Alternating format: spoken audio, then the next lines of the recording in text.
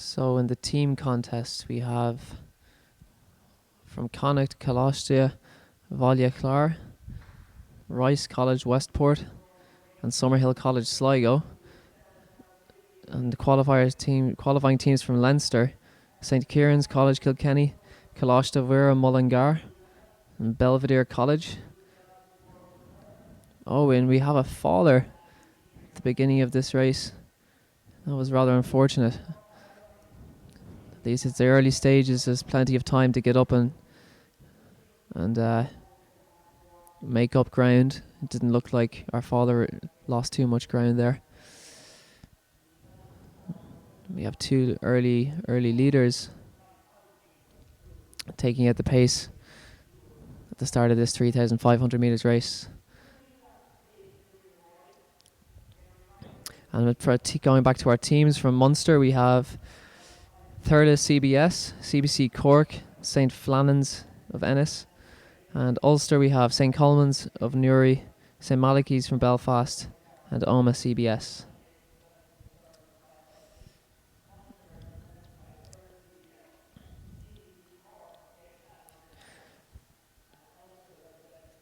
And my co-commentator Ronan Duggan's team, Belvedere College, will be looking to make a mark on the home turf of a rival rugby school. I'm sure victory here would be all the sweeter.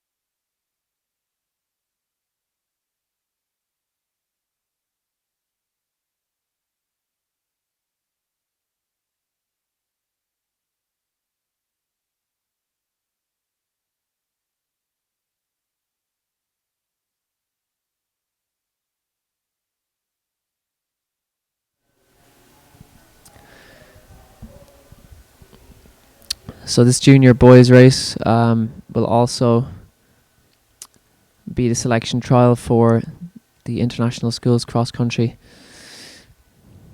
First 8 across the line will make that team and earn their Irish vest. So needless to say, it's going to be hot competition up front.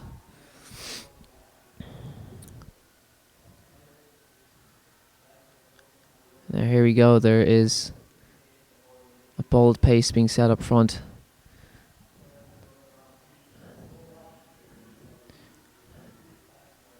One thing I remember about running in the junior age groups as a younger athlete was I always remember a relentless pace. That it was always the gun goes and you go as hard as you can until you get to the finish.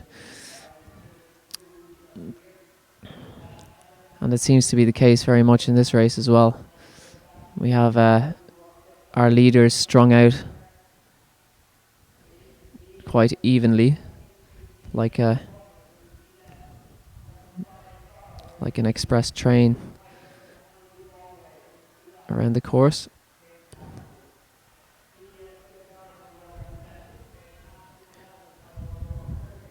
We still have some.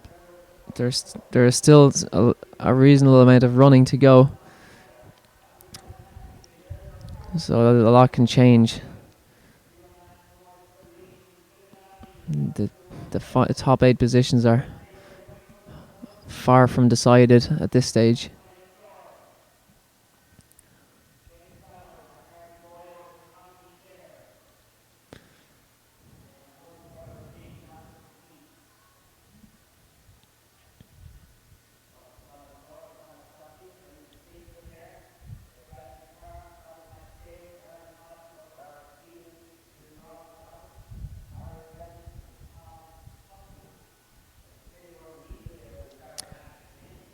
It really is a great spectator course. Wide open fields. Large perimeter lap of the Clongowes Wood College rugby fields.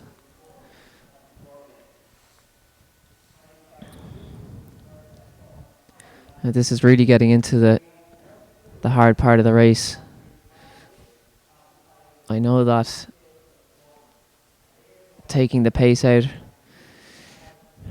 early on can present challenges later in the race once fatigue really starts to set in, but our leader today seems to show no sign of abating.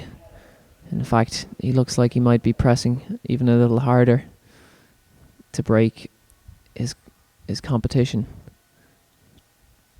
So the leaders pass through the spectator laden part of the course here. I'm sure they're receiving a lot of encouragement, a lot of cheering and shouting from parents, coaches, school teachers alike,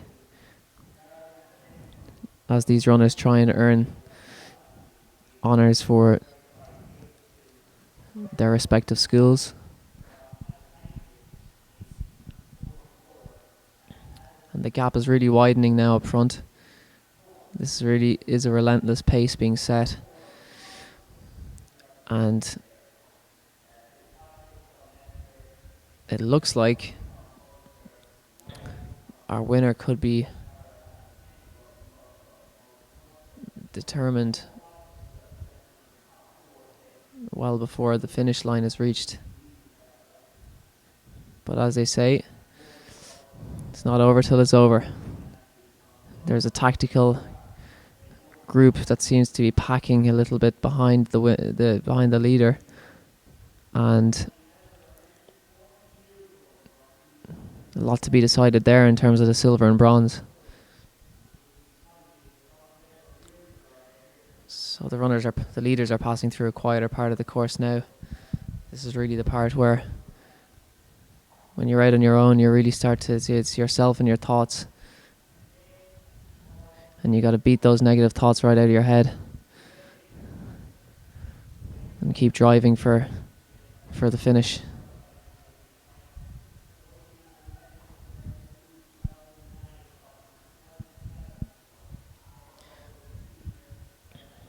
You see spectators running from one side of the course to the other, eager not to miss any of the action today.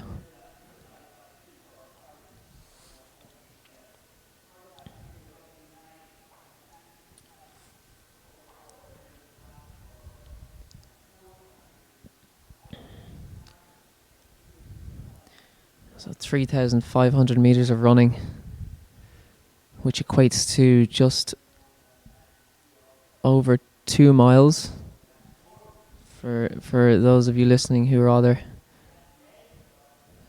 talk in terms of miles. It really is a nice distance. It's one of my favorite distances, 2 miles or just around 2 miles, because you can really set a nice pace and try and hold on to it until the finish. It's just that perfect distance. So our leader passes the start where they started the race and is really looking in control. Good form, good posture. Looking strong. And it does not appear that this athlete is going to be challenged today. Powerfully striding down past the tennis courts to the applause of the impressed spectators.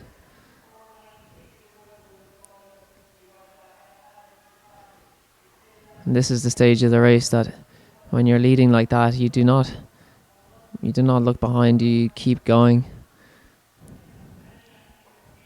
You keep asserting your power at the front of the race. And here we have our silver and bronze medal contenders rounding the corner. And this is where things will get interesting.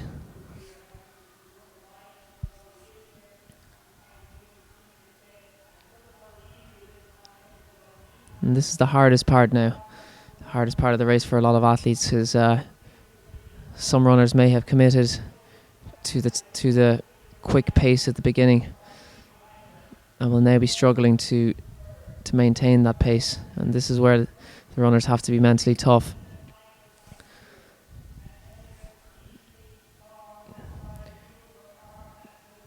Hold on to their rhythm and make it around to the finish. But our winner today looks like it is going to be this man here.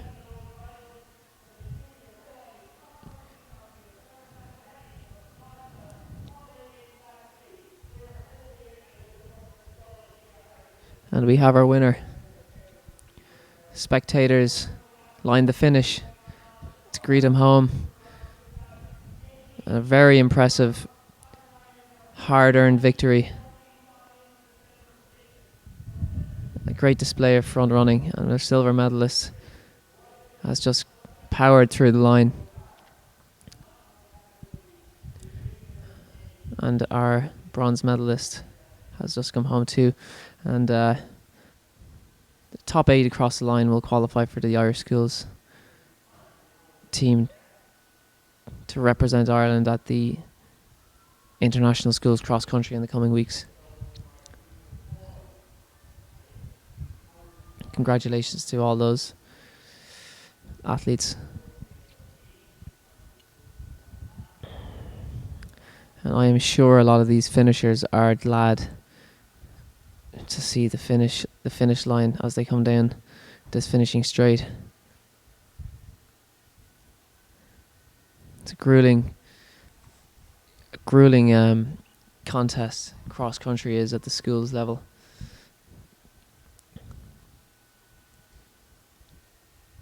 And it often provides the best foundation for track running in the spring or in the summer, as a lot of these athletes will go on to run and target the Irish Schools Track and Field Championships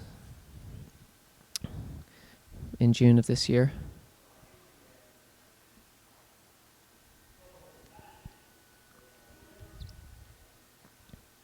Runners are still crossing the line in this junior boys race.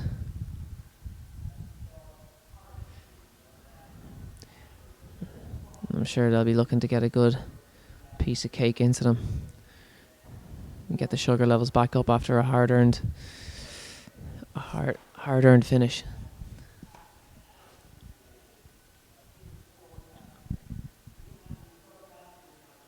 Really is a great day out at the Irish Schools Cross Country Championships. Lots of families making the journey here today to Clongowes Wood College in County Kildare.